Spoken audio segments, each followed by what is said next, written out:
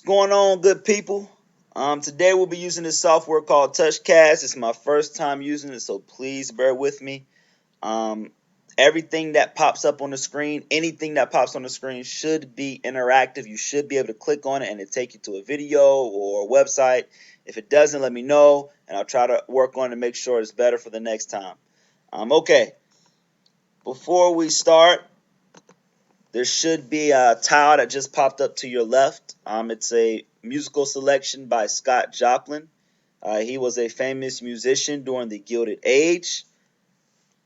If you want to press play, you can. Maybe you can have a little background music while I'm going over notes. And if you're not too into it, then you can just listen, have your notes ready, and we'll have this quick discussion. All right, today we're going to be talking about the emergence of big businesses in America.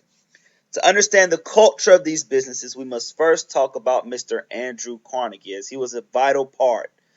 He was a game changer. Carnegie becomes famous by taking the Bessemer process, which he observed in Britain, and implementing it in the United States. This helps him produce more steel at a faster rate, which allowed him to sell the steel at a lower price.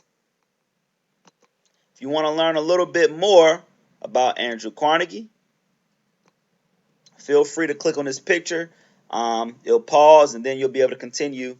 Show you a little. It should show you a little video. If you want to learn a little bit about how the Bessemer process works, you can play this video. If you're not too into it, just continue listening. Okay, so Carnegie's success was due in part to vertical and horizontal integration. Again, that's vertical and horizontal integration. Vertical integration, we'll talk about that first. It's a process in which a person buys out their suppliers. All right, so Carnegie, for him, that was the coal fields, the iron miners, ore freighters, and railroad lines. All right, people that helped steel work. Basically, what that means is he bought the rights to the raw materials that made his product and the rights to the trains that transported his product. In other words, he now did not have to pay extra for transportation or for the raw materials to make the steel because he owned every company that did transportation or dug up the raw materials. Horizontal integration. It's a bit simpler to understand. He would gain control over any other companies producing similar products and buy those companies out. He would eliminate his competition.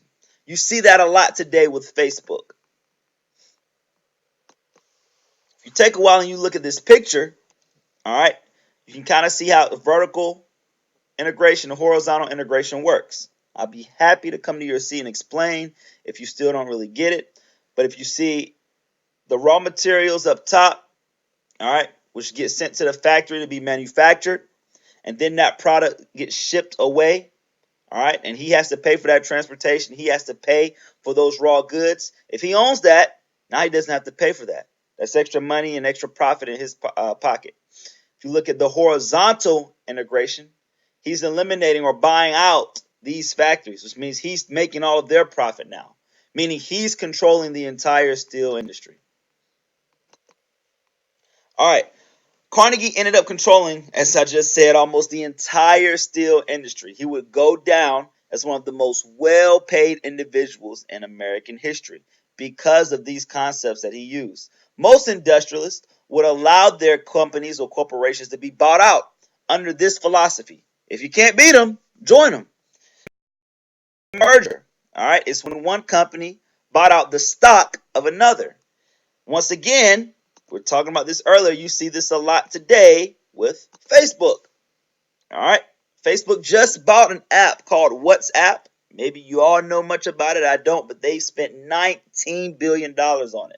And I know y'all have heard this saying, you've got to spend money to make money. All right. And that's the philosophy from these industrialists. If you want to learn a little bit more about this, you can click it. If not, we'll continue. Now, if a company bought out all of its competitors, it would be considered a monopoly. I'm sure you've played that game before and heard that word. A complete control over the industry's production, wages, and prices.